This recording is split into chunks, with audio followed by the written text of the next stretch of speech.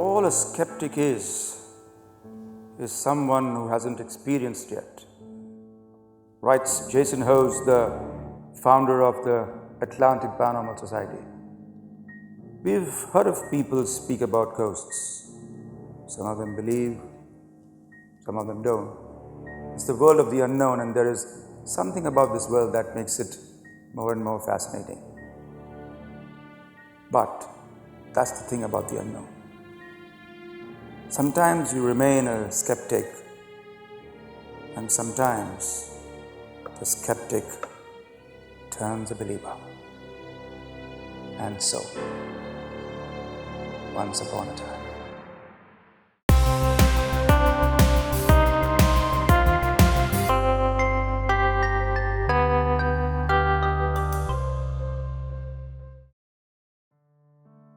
Sandy was getting late to meet his friends and was rushing out of the house. As usual, his mom called out to him and said, "Sandy, have you eaten? Have something to eat and then go." Sandy shook his head, exasperated. "Ma, I eat. I'll have something. Don't worry." "Sandy, just have some water. Don't talk about food and then not eat before you step out. It's a bad omen. I'll just get you some water. Wait." Sandy hugged his mother and kissed her forehead. "Don't be superstitious, Ma. But mothers will be mothers." She ran to the kitchen to get him some water, but skeptics will be skeptics. "I'll have something, Ma. Don't worry. I'm rushing down." His mother came to see him running down 2 stairs at a time. She shook her head and sighed. The bus route is 456. It's a double-decker bus. You know the kinds that have an upper deck? Sam interrupted his story to ask the question of his friends. They nodded, signaling him to get on with his story. So apparently, the last bus on this route is at around 2 a.m. and passengers on the upper deck have seen a headless spirit. Like, just a torso. No head, he elaborated. Ria gave a muffled scream and hid her face behind Sandy. Yet, another skeptic who laughed at these stories, calling them ridiculous. Sarah managed to grin, caught somewhere between belief and disbelief. The 4 of them sat at a coffee shop exchanging urban legends with the intent of testing one such legend. It was to be their adventure for the evening. "This is the one. Let's try this one," Sandy proposed to the group. Sam threw in his wholehearted acceptance, and the girl followed, a little hesitant. "So, this is how we do this," Sam began to explain. "Sandy will board the bus, and we will follow with our car. The challenge is for Sandy to stay put all the way to the depot, where he can get off and tell us if there's any truth in the legend. Is that cool?"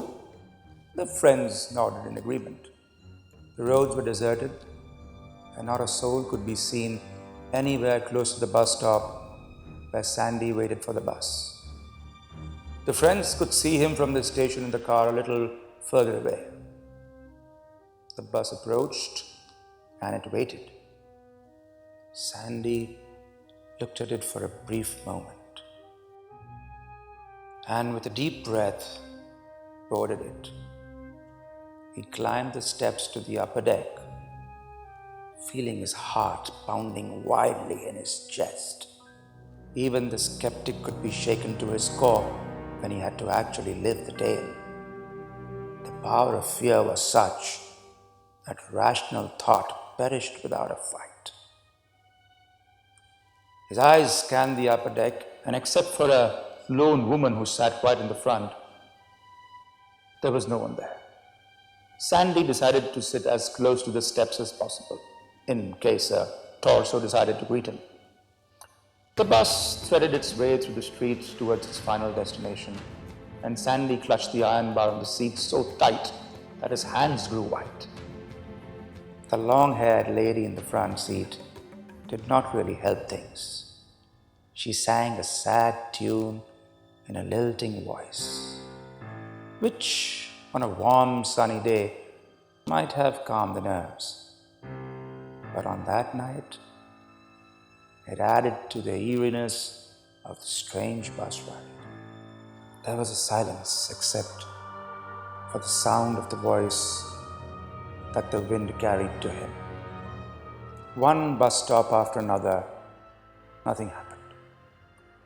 The bus finally reached the depot and Sandy stood up to climb down the steps when he saw it.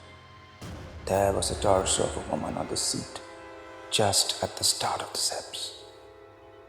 Sandy turned pale and froze. Then the woman on the front seat turned around and said, "Don't mind my body.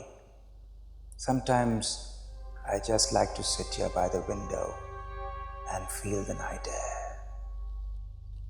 Sandy noticed that her long hair had obscured the side of her head, sitting there without the rest of the body. Sandy stood there frozen, trying to scream, but the voice wouldn't come out of his mouth. The three friends watched Sandy get off the bus with a smile on his face.